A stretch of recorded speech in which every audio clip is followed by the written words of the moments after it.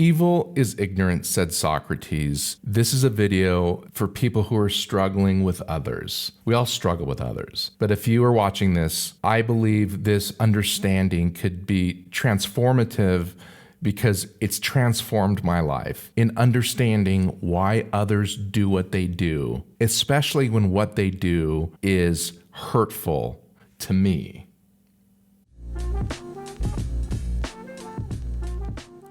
So I so appreciate you joining. This is a new show, and my goal here is to lean into the greatest thinkers that we know of in the Western world. I would like to add some Eastern thought from time to time and help make philosophy more accessible to help us.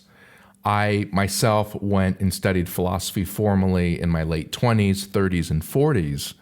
Because I knew that I wanted to have a greater understanding of the way the world works. And this particular thought, this particular teaching by Socrates, and I'm going to come out and say it, is difficult at face value and redemptive if we could apply it in life. I'd love it if you'd subscribe. It might seem simple, but if you click the subscribe button or hit like, it helps me in the YouTube universe, and it'll get my videos more exposed to others.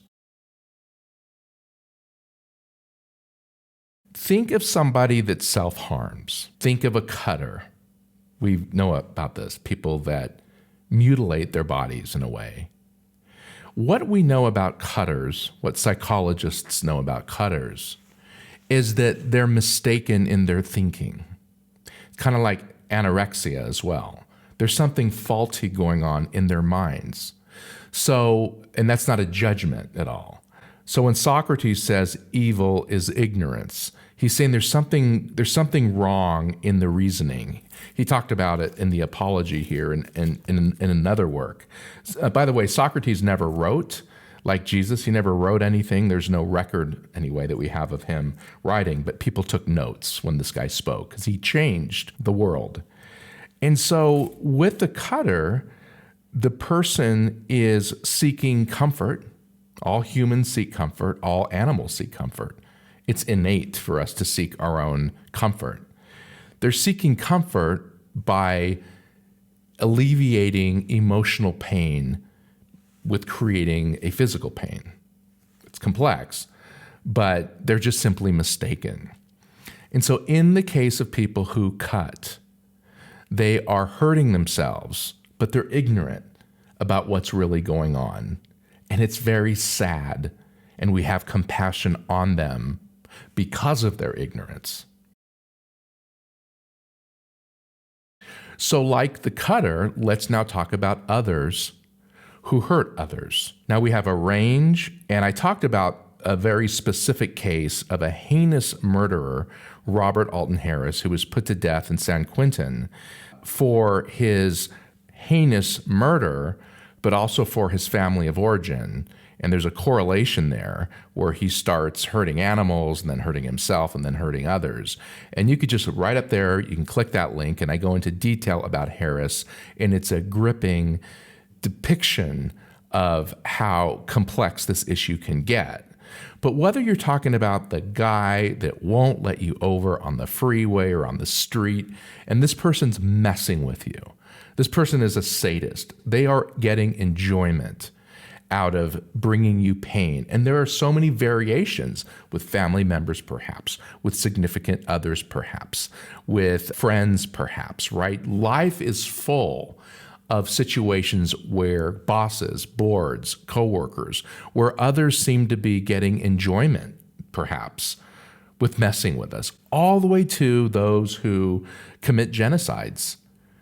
There is harm that's self-harm, there's harm that's other harm. So what's going on when people harm others? And back to Socrates, he says there's an ignorance. And I think it's very hard to argue against the reality that in the case of Robert Alton Harris, who tortured animals and who tortured people, it's hard to argue that he wasn't ignorant. Ignorant of what? Ignorant of the sanctity, the dignity of human lives. With Hitler, we see the same thing. He was he seemed to be ignorant of the value of the life of Jews, of homosexuals, of dark-skinned people, Romas, and communists. He seemed to be ignorant in not understanding that all lives are created equal, that all lives have the same value. And so when we come across people that are hurting others, I mean, perhaps the most famous line ever said on the topic wasn't from Socrates, but was from Jesus himself. And you don't have to be a Christian, but history tells us that after he was tortured, a gruesome human rights violation, he prays and he says, "Father, forgive them, for they know not what they do." They're ignorant. The last point is those that are more hurt. And in the Harris video, I go into this in great detail. I really encourage you to watch it.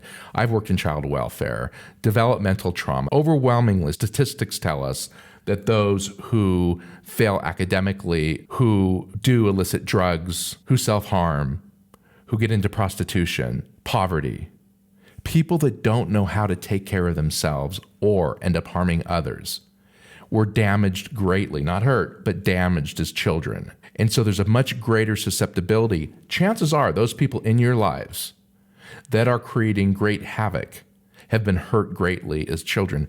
Data is overwhelming that those who are abused, beaten, neglected, overwhelmingly are more predisposed to hurt others.